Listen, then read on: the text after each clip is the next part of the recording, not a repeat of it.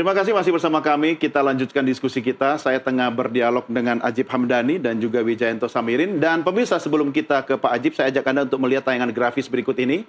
Kita sudah menyiapkan tayangan grafis, bentuknya ada insentif ya yang diberikan oleh pemerintah.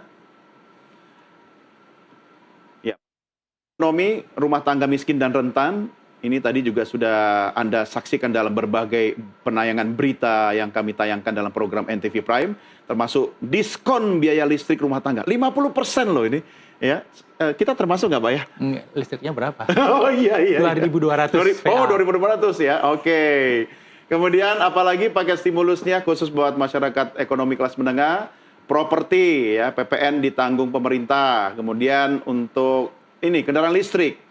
Ya, pembebasan biaya masuknya juga, kemudian kendaraan bermotor hybrid, untuk pekerja sektor padat karya dan dukungan bagi pekerja yang mengalami PHK. Jangan lupa ya, angka PHK, angka masyarakat kita yang belum bekerja, ya itu lumayan tinggi, dan relaksasi atau diskon 50% iuran JKK. Kita lihat satu lagi grafisnya pemirsa, masih paket stimulus ekonomi untuk UMKM. Nah, ini yang tadi Pak Ajib sempat sindir nih, perpanjangan jangka waktu pemanfaatan PPh final UMKM dan skema pembiayaan industri padat karya. Oke, Pak Ajib, catatan Anda khusus mungkin ya, saya minta suara Anda bisa juga mewakili suara pengusaha. Pak Wijayanto udah sepakat bahwa pengusaha jangan sampai terpinggirkan, tapi konkretnya apa yang dibutuhkan pengusaha? Silakan Pak Ajib. Ya, sebelum ke usulan dari pengusaha, Mas Doni, Ya. tadi kita lihat dari statistik dan informasi-informasi yang ada, itu sebenarnya kesimpulannya pemerintah menaikkan tarif PPN menjadi 12% dalam kondisi ekonomi yang sedang kurang ideal. Itu adalah bentuk kepercayaan diri pemerintah yang relatif rendah terhadap infrastruktur SDM dan infrastruktur sistemnya untuk mereka bisa melakukan tax collection. Sehingga jalan pintas untuk menaikkan penerimaan negara dengan menaikkan tarif PPN. Karena ketika tarif PPN naik tanpa effort yang berlebih, maka potensi akan menambah pundi-pundi kas negara. Tadi Pak Wijayanto menyampaikan, angka 80-90 triliun itu potensi sangat bisa masuk. Dan kalau kita comparing dengan data sekarang, per November kemarin itu baru tercapai 1.680 triliun loh, Mas Doni. Itu masih kurang 300 triliun selama bulan Desember. Banyak. Dan perkiraan kita sampai akhir tahun ini mereka akan shortfall. Mereka tidak akan tercapai. Dan Mas Doni bisa bayangkan ketika 2024 kita penerimaan pajaknya shortfall, tahun 2025 nanti target pajaknya dinaikkan lagi menjadi 2.100 triliun di luar cukai. Artinya dengan keyakinan diri pemerintah yang cenderung dan kita lihat itu cenderung rendah, ya makanya mereka tidak punya pilihan lain selain menaikkan tarif PPN. Nah ini yang kita lihat. Tapi oke, kalau kita kemudian mengesampingkan perdebatan kenaikan tarif PPN karena faktanya itu sudah dinaikkan, maka sekali lagi Mas Doni, seharusnya pemerintah memberikan insentif-insentif yang lain di sisi lain sehingga bisa lebih mendorong dan pro dengan pertumbuhan ekonomi. Dalam konteks fiskal misalnya seperti tadi kita sebutkan, pemerintah berani atau tidak menaikkan penghasilan tidak kena pajak. Karena ketika PTKP naik, daya beli masyarakat naik. Dan kalau kita lihat secara statistik, Mas Doni, kalau golongan kelas menengah cenderung bawah, ketika mereka kemudian mendapatkan insentif perpajakan karena tidak perlu bayar PPh orang pribadi, mereka itu uangnya bukan untuk di-saving, tapi kemungkinan mereka akan dibelanjakan lagi. Betul. Harapan kita sebenarnya kemudian daya beli masyarakat terus terjaga. Karena kalau kemudian tarif PPN-nya naik 12%, tapi kemudian dari seluruh masyarakat juga ada efisiensi pembayaran pajak PPh, maka potensi itu akan kembali dibelanjakan. Nah, hal-hal seperti ini yang perlu didesain oleh pemerintah. Karena sekali lagi ada sebagian kewenangan yang dideliver dari Presiden kepada Menteri Keuangan. Dan itu cukup menjadi area kebijakan dan zonanya Kementerian Keuangan. Itu yang kita dorong, Mas Doni. Jadi sekali lagi, pemerintah secara komprehensif harus mendorong bagaimana kebijakan fiskal itu terus menjaga daya beli masyarakat dengan baik dan pro dengan pertumbuhan ekonomi. Itu yang paling utama, Mas Doni. Kalau ditanya secara gamblang, pengusaha itu butuhnya apa sekarang? Biar nggak usah malu-malu kucing dan nggak usah takut-takut ngomong sama pemerintah gitu loh, Pak. Sebenarnya begini, memang kebijakan tidak bersifat parsial, hanya fiskal. Di situ ada kebijakan fiskal, ada kebijakan moneter. Kebijakan moneter tingkat suku bunga kita juga masih tinggi, cenderung tidak bisa bersaing dengan tingkat suku bunga global yang mereka juga sudah rendah. Bahkan sebagian kita masih double digit untuk bunga komersil misalnya. Bahkan bagaimana suku bunga acuan kita juga masih di angka 6% misalnya, Mas Doni. Kemudian kebijakan-kebijakan yang lain yang juga belum pro, yang tadi juga belum selesai kita bahas tentang kenaikan tarif UMP yang 6,5%. Di mana idealnya tarif UMP itu adalah bagaimana tarif inflasi, kenaikan inflasi, prosentasenya ditambah dengan pertumbuhan ekonomi tapi dikalikan alfa. Nah, alfa inilah yang kemudian akan memotret bagaimana kondisi secara umum. Kenapa muncul angka 6,5? Pemerintah simpel aja, alfanya dianggap 1 misalnya. Seharusnya pemerintah melihat dengan kondisi ekonomi seperti ini, alfa itu fairnya di angka katakan 0,4%. Itu misalnya. Jadi usulan kemarin dari pengusaha adalah kenaikan tarif UMP itu idealnya di angka 3-4% misalnya. Nah, pemerintah pun tidak bisa mendeliver itu. Mas Doni bisa bayangkan ketika pemerintah mendorong kebijakan fiskal yang bersifat disinsentif dengan menaikkan tarif PPN, satu sisi pengusaha kembali ditambahkan oleh kenaikan tarif UMP yang mengikat begitu luar biasa. Nah, kondisi-kondisi seperti ini yang diambil oleh pengusaha, pemerintah harus lebih wise. Pemerintah ini kan membuat kebijakan, sesuatu yang bijak. Kalau cuma buat aturan itu semua orang juga bisa gitu. Level ketua RT juga buat aturan juga bisa, Mas Doni. Tapi bagaimana sebuah kebijakan yang betul-betul memotret kondisi yang ada sehingga bisa mendorong pertumbuhan ekonomi yang baik. Kira-kira begitu, Mas Doni? Iya. Kalau berbicara 1 atau 2 contoh. Iya, ini malam ini tajamnya setajam silet ini kalau Pak Aceh. Tapi kita harus memberikan ruang bagi pemerintah ya Pak Wijayanto ya. Karena saya tangkap tadi dari statement Anda, sebenarnya negara kita belum bernafas dengan baik, kemudian ditambah beban lagi gitu. Tapi kan tidak ada pilihan lain. Saya tegaskan lagi, apa memang benar tidak ada pilihan lain selain kemudian menaikkan pajak begitu Pak? Saya rasa ini pilihan yang bisa kita sebut dampaknya segera. Ini low hanging fruit. Jadi dikerjakan langsung ada dampaknya, apalagi yang menarik adalah pengusaha. Dampaknya seketika. Yang lain-lain itu perlu kerja keras, ada success rate-nya tidak 100%, kemudian dampaknya mungkin terlambat 1 tahun. Jadi kalau kita lihat ini adalah pilihan terbaik. Yang sorry to say ya, ini jauh dari ideal, tapi menurut saya bisa dipahami. Ya, artinya pemerintah kita berani mengambil risiko dong ya. Artinya ini kalau saya katakan dengan diksi yang terbaik di antara opsi-opsi yang tidak tidak maksimal begitu, pemerintah harus mengambil langkah ini. Apakah ada konsekuensi negatif ketika pemerintah kemudian menjalankan ini, ada kegagalan dalam bidang apa misalnya tapi masih bisa ditangani oleh pemerintah? Salah satu risiko kebijakan ini adalah ketika daya beli masyarakat itu kemudian tidak terdongkrak. Nah ini saya rasa perlu diantisipasi. Tapi saya sebenarnya lebih tertarik untuk melihat kebijakan itu dalam arti luas gitu ya. Tadi kita bahas tentang pengusaha itu butuh apa sih? Pengusaha itu butuh kebijakan yang komprehensif. Butuh kepastian. Yang pasti dan kebijakan yang tidak dipenuhi oleh pertimbangan diskresi. Jadi harus rule based, bisa diprediksi. UMP kemarin itu adalah contoh kebijakan yang sangat discretionary base. Bagi pengusaha menurut saya yang paling penting adalah yang paling gampang dilakukan oleh pemerintah, atur spending. APBN itu spendingnya diatur sehingga efektif, tidak banyak bocor, sehingga tidak perlu menambah-nambah penerimaan. Itu yang pertama, yang sebenarnya low hanging fruit yang sudah ada di tangan pemerintah. Kemudian yang kedua, makroekonomi tadi. Sekarang ini kan bunga kredit tinggi sekali dan belum tentu ada. Kenapa? Ya, uang diambil oleh pemerintah lewat SBN dan SRBI yang ujung-ujungnya untuk membeli SBN. Jadi pemerintah juga harus memastikan kondisi sektor keuangan ini kondusif bagi pengusaha. Kalau pemerintah tetap terus menerbitkan SBN dengan bunga tinggi, ini pengusaha ini kesulitan untuk mendapatkan pinjaman. Hal yang lain, yang pengusaha ini sekarang sebenarnya merasa diperlakukan tidak fair. Saya komunikasi dengan beberapa di antara investor baru datang dikasih karpet merah. Pengusaha yang sudah puluhan tahun menciptakan lapangan kerja, membayar pajak, tidak mendapatkan prioritas. Kan sudah kuat, harusnya lebih tangguh. Equal treatment minimal. Syukur-syukur justru ada mungkin lebih banyak malah insentifnya bagi pengusaha yang sudah loyal, yang lama begitu ya. Yang lain misalnya, ketika pengusaha ini tersengal-sengal, market kita ini diserang oleh produk dari luar, pemerintah seolah-olah tidak terlalu melakukan antisipasi. Misalnya produk impor masuk begitu. Baik yang diselundupkan, belum lama ini terungkap 72.000 kontainer tekstil ilegal dari Cina selama 5 tahun terakhir. Kerugian pajaknya 42 triliun. nilai produk itu kalau kita hitung secara kasar bisa 350 sampai 400 triliun. Bayangkan, itu masuk secara ilegal dan ini tekstil saja. Yang lain-lain bagaimana? Nah, ini kalau bisa di-stop, pemerintah secara serius melakukan ini sebenarnya sangat membantu pengusaha, khususnya proteksi setengah hati manufacturer. Iya, yang lain tentunya ekonomi biaya tinggi.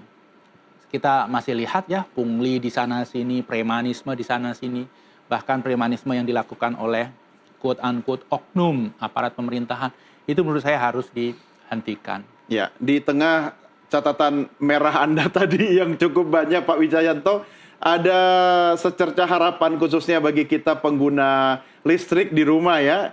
Ada pernyataan yang tadi juga Anda sudah ketahui, kita saksikan lagi sama-sama di RUT PT PLN Persero melalui tayangan pernyataan berikut ini.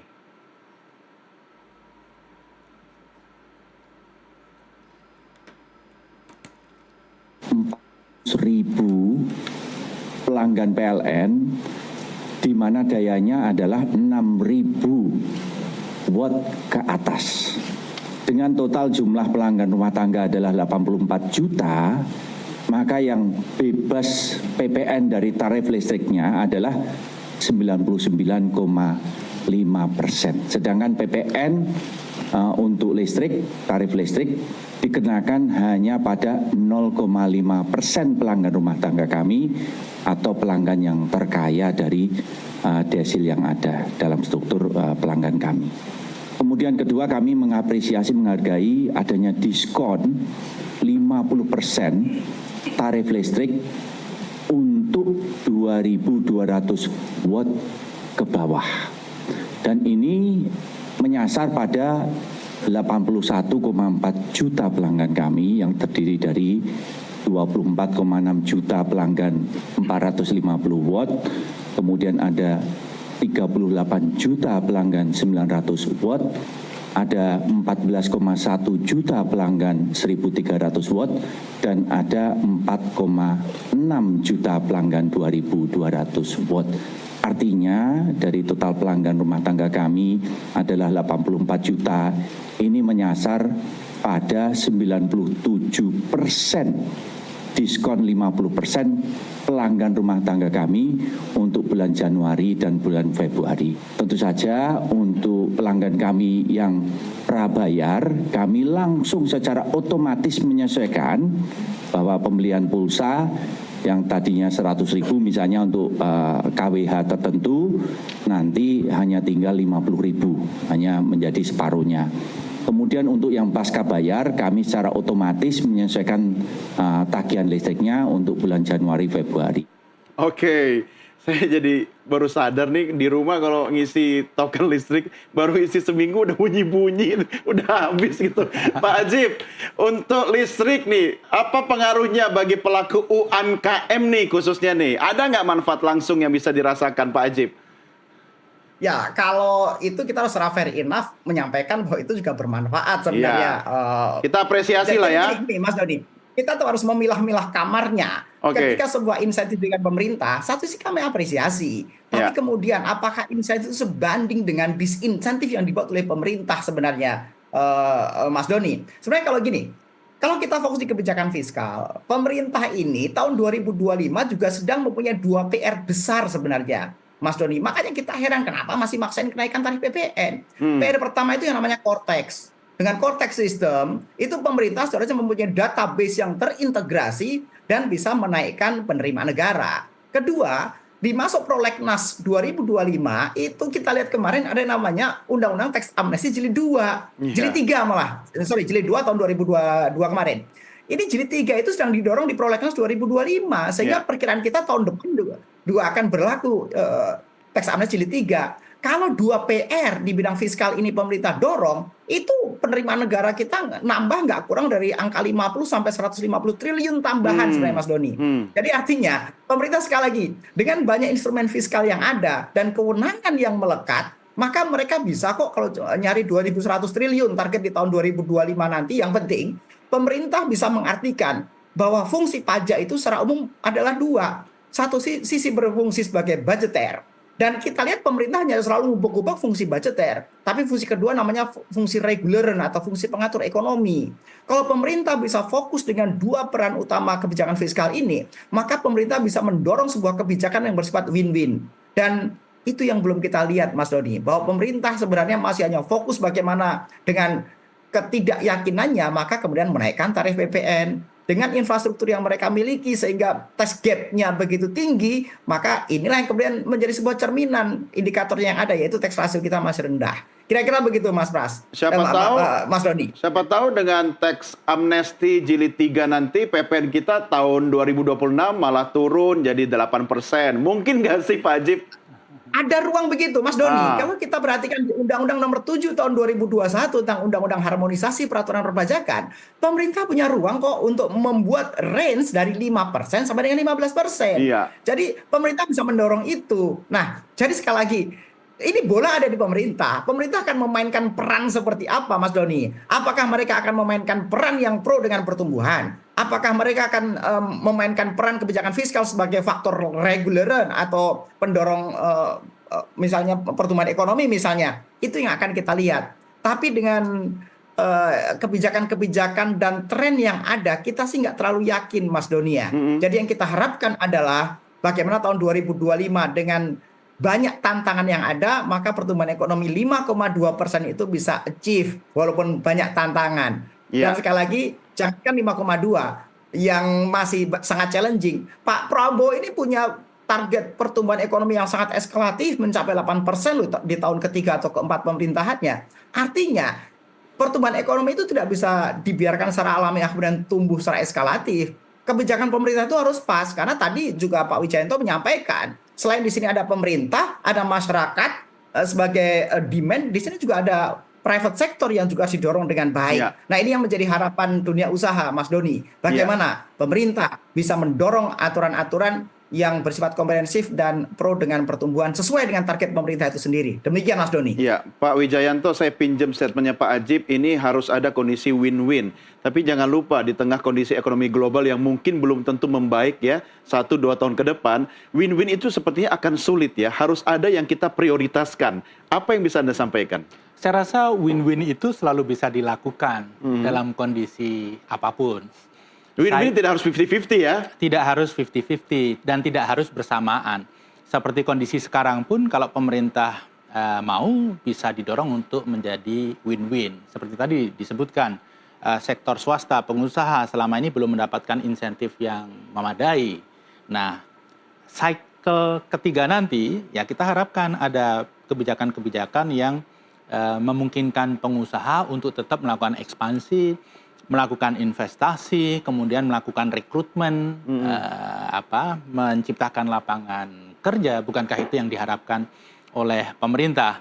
Saya masih cukup optimis bahwa pemerintah akan mengeluarkan kebijakan yang fair. Nah, ini saatnya nih Pak Ajib dan teman-teman di Apindo atau Kadin gitu ya, saatnya teman-teman pengusaha untuk berbicara dengan pemerintah. Apa yang sebenarnya menjadi concern mereka, dan dalam kondisi ini pun pemerintah harus membuka diri mendengar gitu ya, karena mohon maaf dari dua kebijakan besar yang dikeluarkan, pengusaha ini belum mendapatkan benefit yang memadai. Sementara tapi Anda tadi optimis bahwa pemerintah akan pro pada pengusaha. Di tahun depan kira-kira apa konkretnya, wujudnya yang paling bisa ditunjukkan oleh pemerintah untuk memperlihatkan kebijakan itu berpihak kepada pelaku usaha? Ya, saya rasa beberapa hal yang konkret yang sebenarnya menjadi tanggung jawab dan kewajiban pemerintah untuk menjalankan, misalnya stop penyelundupan. Wah, itu mencederai luar biasa industri elektronik, aparel dan segala macam. Iya. Bukankah penyelundupan juga itu bagian usaha ya? Iya. Memang harus digeber ini. Kemudian masalah impor, pemerintah harus lebih selektif. Masalah pengawasan dan lain sebagainya. Proteksi pada produk-produk lokal? Bisa jadi itu dilakukan, tetapi kita harus lihat ya, jangan sampai kita kemudian mendapatkan masalah yang lebih besar karena kita terikat dengan komitmen di WTO. Yang tidak kalah penting adalah sekarang ini ada begitu banyak produk-produk underground ekonomi yang dijual di pasaran. Bisa jadi produknya memang tidak boleh beredar, ini harus dihapuskan. Tapi produknya banyak juga yang boleh beredar karena bukan produk yang haram secara hukum, tetapi melalui proses yang ilegal, tidak membayar pajak, terselubung dan lain sebagainya. Tidak ada kontribusi bagi keuangan negara kan? Sebenarnya itu produk import, kemudian yang di rebranding dan lain sebagainya. Ini harus didisiplinkan oleh pemerintah. 3 itu saja kalau dikerjakan dengan baik, maka sebenarnya pengusaha sudah sangat terbantu.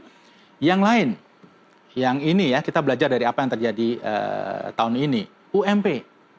Jangan sampai UMP tahun 2025 kenaikannya nanti menggunakan metode yang sama. Kita sudah banyak belajar. Perlu disepakati formula sehingga semua pihak itu sudah tahu. Dan kita harus comply dengan formula yang kita sepakati itu. Kalau tidak ada kepastian, ya semua rugi. Ini momentum yang tepat sebenarnya. Karena para kepala daerah kan baru terpilih ya. Pemerintah harus lebih mulai mengaktifkan komunikasi politiknya. Oke, Bapak-bapak kita rehat sejenak. Kita lanjutkan di segmen berikutnya. Pemirsa, kami segera kembali sesaat lagi.